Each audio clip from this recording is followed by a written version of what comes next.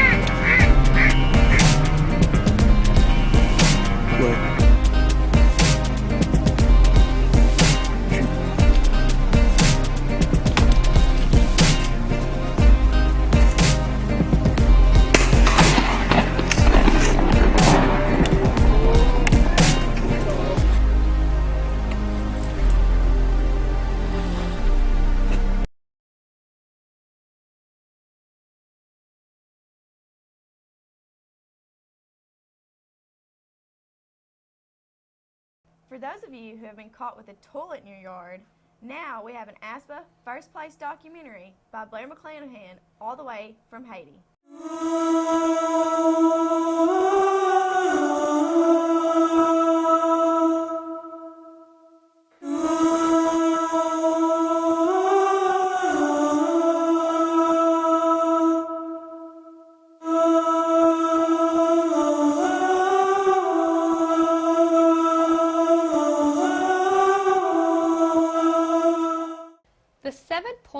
earthquake of 2010 devastated the little country of Haiti. After 5 years, the Haitians remain a recovering third world country. With a population of 10.3 million, Haiti suffers as the poorest country in the Western Hemisphere.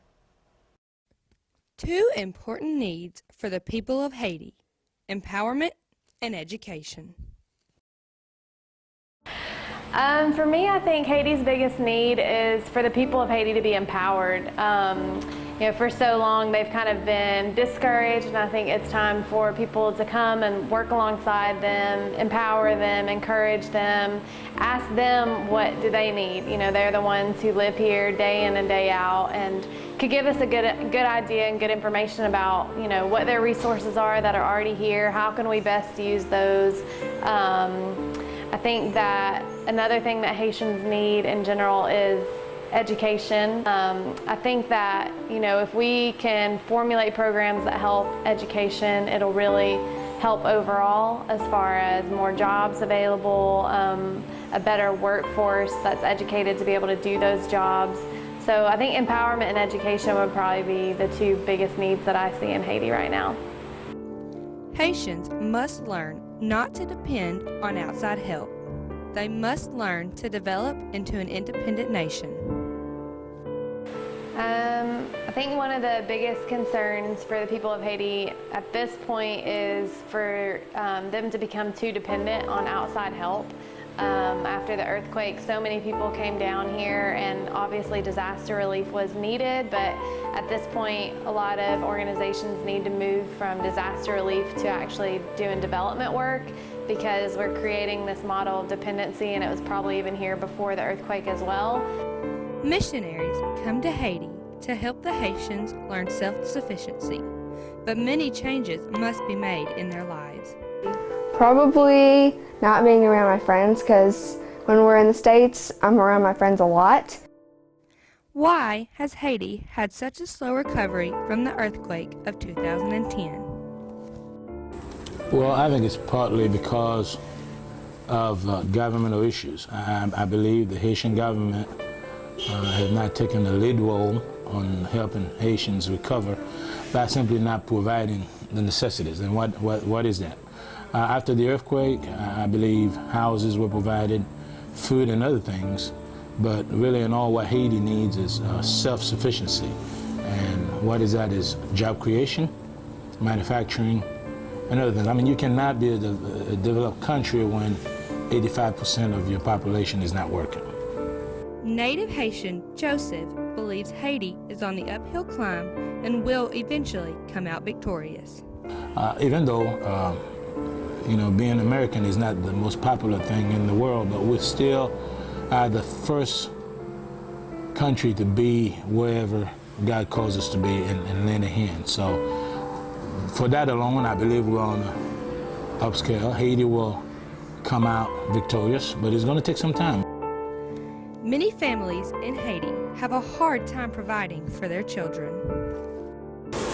Something devastating that I've seen in Haiti is that walking down the street and seeing little kids, they either don't have enough clothes to wear or they don't have enough food to eat because their families are too poor to provide for them. The Haitian people are grateful and value what they have. The people are so amazing. They're the sweetest people I've ever met in my life. A wise man once said, "There are men who struggle for a day, and they are good. There are others who struggle for a year, and they are better. But there are those who struggle all their lives, and these are the indispensable ones." Reporting from Haiti, I'm Blair McClanahan.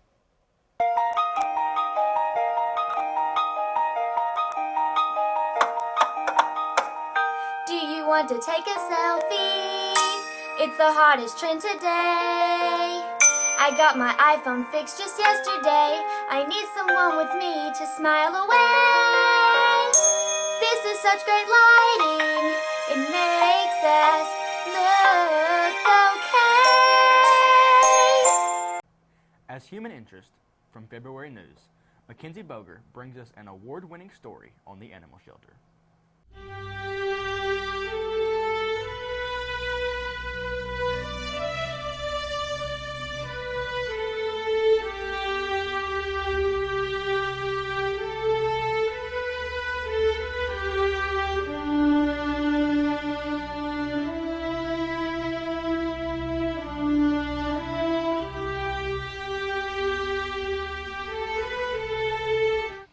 Each year, millions of animals are beaten, starved, and left alone to die.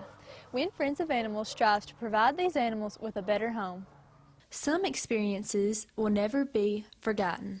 A black pit bull named Bridget. She was found emaciated, extremely thin, under a bridge. She was chained under a bridge. Somebody chained her out there and left her out there.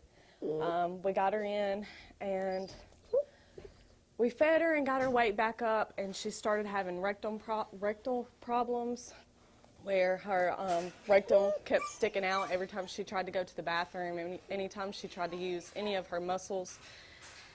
We couldn't fix it. We did surgery, and we eventually had to put her down. We have her buried out there in one of our buildings, under our buildings, with a little memorial. Everybody cried. We kept her for about 6 months and tried, and it was just, it sucked really bad. That was probably one of the saddest cases we've ever had because we didn't get to save her. We in Friends of Animals gives each dog a second chance for a better life. They come from just various places around town, a few out of town. We've gotten some underneath abandoned houses, abandoned buildings. Some are just picked up by animal control, strays. A few are surrendered by their owners. Working with abused and even aggressive dogs, Wynn Animal Shelter fits every dog to their maintenance. They get up, they eat at night, and they play all day. Sometimes we get to take them for walks. They very rarely see strangers. We don't get very many visitors out here, so they're usually just used to us. A few have to stay inside because they're not shelter dogs, you could say. They don't like all the chaos. Riley Mars adopted Ziggy to give him a fresh start and a better life. I want to give the animal a second chance and a better home. Loved and cared for, Ziggy is now enjoying life. I think Ziggy's another part of our family because we think he's another person in our home. Visit Wynn Friends of Animals today and provide a good home for an unwanted pet. Weather has been a top story in the South this year, and it began in January with ice storms. Conlee Haven blew us away with her Best of ASPA award over Thor. It's officially crazy weather outside. Today is March 3rd. We've experienced Winter Storm Octavia, Winter Storm Pandora, and tomorrow we'll be experiencing Winter Storm Thor. Right now, the temperature is around 43 and should get up to about 60. Then, tomorrow we're looking at the temperature dropping drastically by 30 degrees, with a high of 39 and a low of 19. We're possibly going to get an inch of sleet and a quarter inch of ice. No matter what we will be experiencing, this Arctic front brings a 100% chance of precipitation. Then, looking into the rest of the week, the sun will begin to come out, but it will be bitter cold. Thursday, we have a high of 29 with a low of 9. Then, going to the rest of the week, it'll be sunny on Friday. We have a high of 31 and a low of 14. Saturday, there will be some more sunshine with a high of 43 and a low of 29.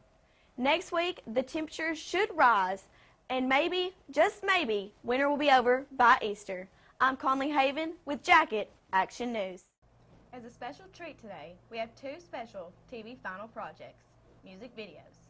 The first video is Astronaut by Summer Armstrong and Gavin Stevens, followed by Who Is Like You by Todd Garner. Hello, can anybody hear me? Is there anybody out there? I feel so alone. Hello, I'm running on empty outside of our atmosphere. The engines are cold and silence is all I hear. I wonder where you are, wishing I wasn't so far away from everyone I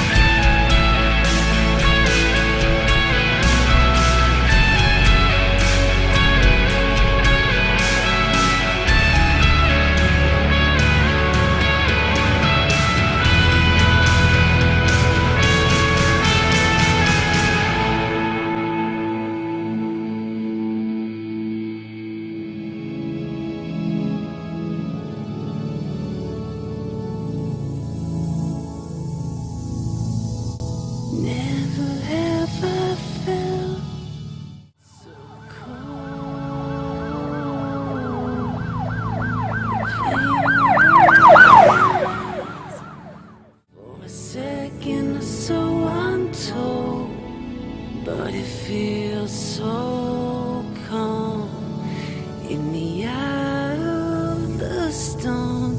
Maybe in the next life I will be reborn. I will find you once more.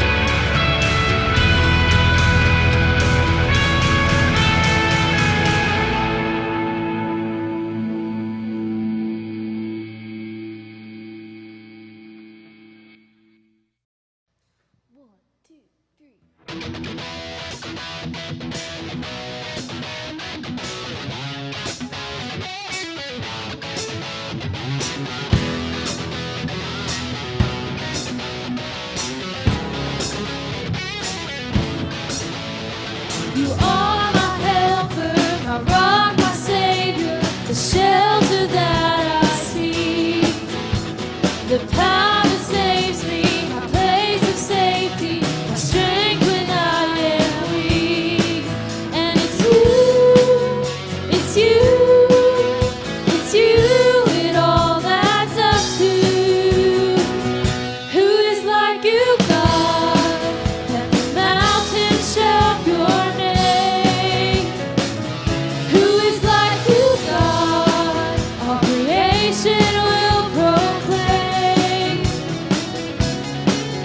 that you are God, you are great, forever you will reign. For you are God, and who is like you?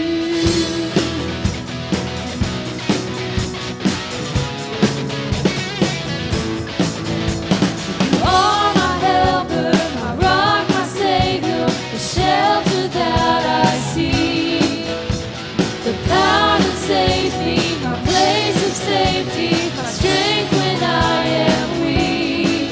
And it's you, it's you, it's you, it all adds up to. Who is like you, God? Let the mountains shout your name. Who is like you, God? All creation will proclaim that you are God, you are great, forever you will reign. For you are God, and who is like you?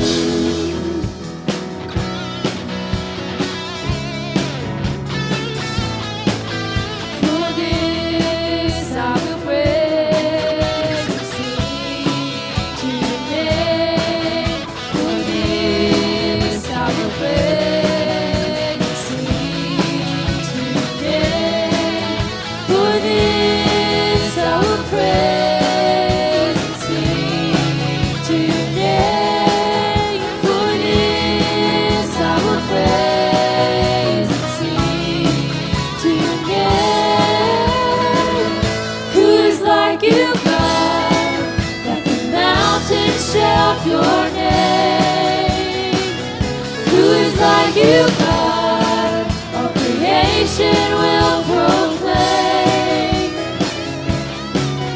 that you are God, you are great, forever you will reign. For you are God, and who is like you?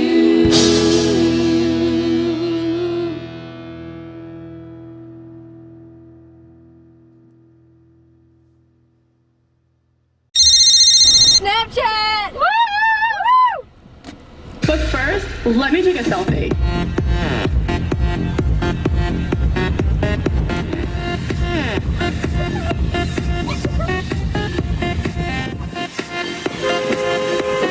Snapchat back! Oh my gosh, look!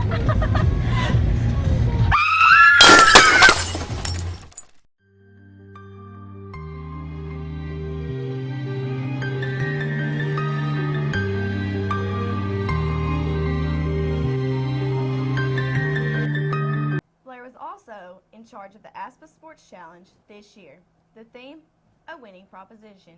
Blair, along with Todd Garner, decided on Matthew Kabeshki and soccer.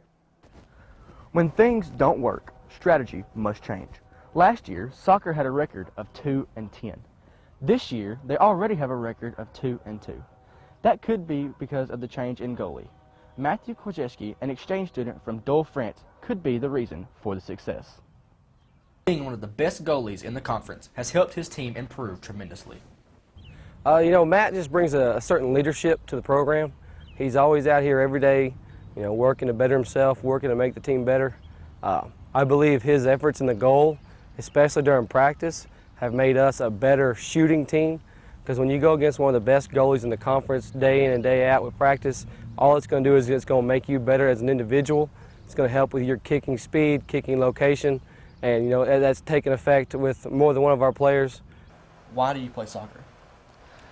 I started to play soccer when I was little because everybody plays soccer, and me and my best friend, we just wanted to play soccer, so we found a team and played. Can you explain the importance of a goalie on the soccer team? The goalie is, I think, one of the most important players. He has to protect the goal, and he can use his hand, and so. How are you affecting the soccer team? I can help players on the soccer team to work on their skills and give them some tips. Saving the ball from entering the goal is the most important part of being a goalie. Matt, through 8 games so far this season, has well over 100 saves. That's preventing the goal, by stopping or blocking the ball that has a chance to enter the net. Matthew is always eager to help the WIN soccer team improve. He comes to her every day trying to make everybody else better, no matter what it needs to do, whether it's helping our second string goalie, Cade, get in here, get him some work, get out there on the offensive end and actually take kicks on the net. All that does is improve our overall team standing. And if he can continue to do so, it's just going to make us a bigger, faster, stronger team as a whole.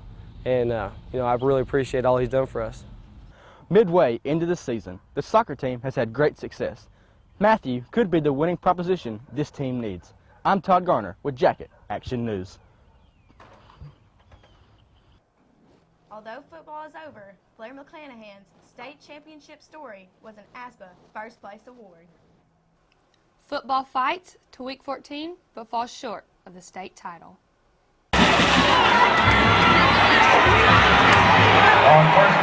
Defense worked hard, but couldn't stop that PA offense. Well, in the second half, we had time to make adjustments during halftime, change the defensive scheme and come out and try to play them a little better. We got a couple of stops, but we didn't have enough to win the game. How did Dre McGill work to reach the title of Defensive Player of the Game? Well, practice wasn't really that different for me. I came out with the same intensity that I always did. I came out trying to get better every day. It was one of our goals on the team. And with that, I just took every day, one day at a time. And knowing that the game was coming up, I knew that I had to step my game up a little bit more. So in the game, every chance I had, every tackle that I wanted to make, I tried to make it and try to do the best of my ability. Calling back the pick six was a big factor in the game's momentum change. It was a very big play for us. After I caught the ball, my teammates did a very good job of finding someone and blocking them. We were just very unfortunate for one of those to be in the back. And he has blockers. And he has blockers. And he's being chased. And he's going to make a man miss. And it's going to be returned 97 yards. It was very big for PA, though. It was a 14-point swing for them. Instead of us scoring and tying the ball game up going into halftime, we eventually went 3 and out, and they scored again, which gave them a 14-point lead going into halftime. So it swung the momentum in their way. The choices you make contribute to who you are. I don't think I would have changed anything. I think what I went through as a high school football player and the schools I went to, going to Olive Branch, coming back, I think all of that contributed to making who I am now and how I approach things now. Ross Trail says looking back, he is proud of his team. Going throughout the game, emotions were high and low, of course, but of course, at the end, ending up in a sad, but really, after we got back in the locker room, a sense of just accomplishment almost. I mean, the fact that we made it there was, big enough, but yeah, but looking back on it now, I feel very proud of the team and how we handled it and how we went through the season. First and goal, Yellow Jackets.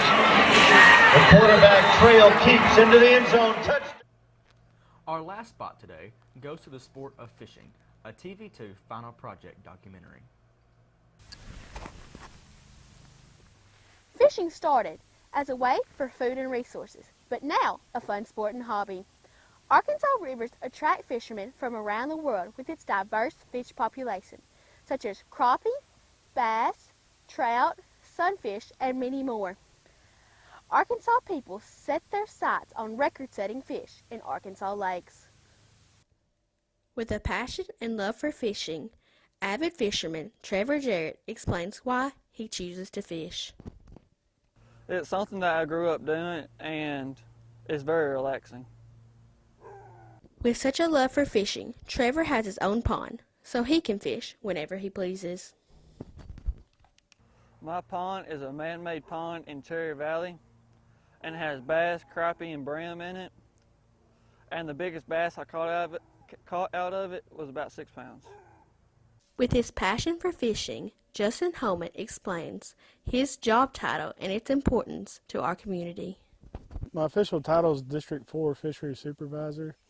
I cover 10 counties in east central Arkansas, and in those 10 counties we're responsible for management of freshwater fisheries populations in the lakes and rivers. Basically what we do is we go to all the different lakes and rivers in the state in that district, and we sample them with a couple different ways and evaluate the fish populations, look at the different size structures and things to try to figure out what's the best way to manage them to provide high quality fishing opportunities for anglers in the state. With the many laws and regulations by the Game and Fish, Holman explains some you may not know about. Well, like here at Lake Austell, there's a 13 to 16 inch slot limit on largemouth bass. And what that means is if you catch a largemouth bass between 13 and 16 inches, you have to release it back into the water. The idea with that limit is to harvest fish under 13 inches, and it protects the fish that spawn the best, which are between 13 and 16 inches. And then it also provides for larger fish to be harvested that are over 16 inches.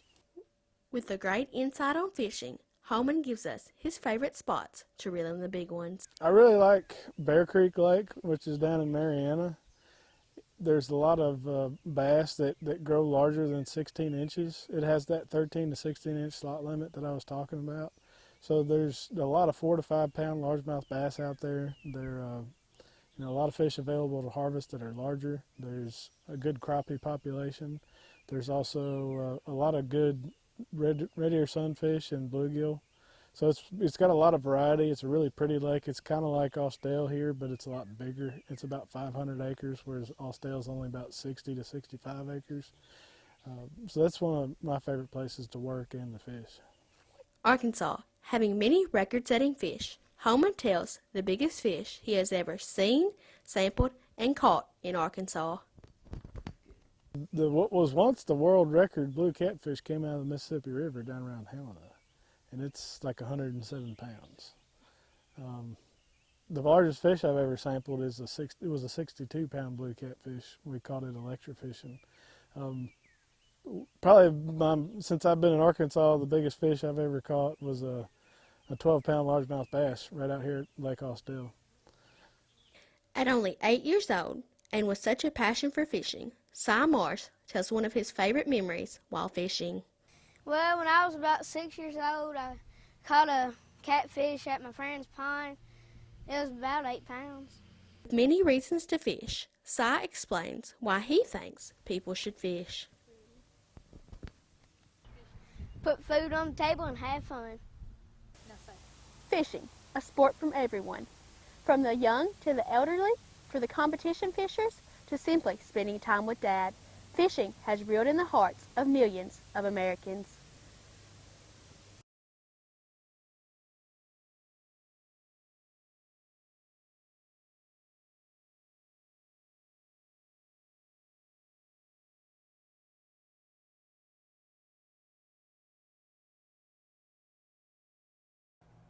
That's all we have for news this year.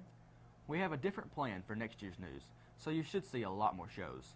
We hope you have a great summer. I'm Conlee Haven. And I'm Todd Garner. Stay classy, Wynn High School.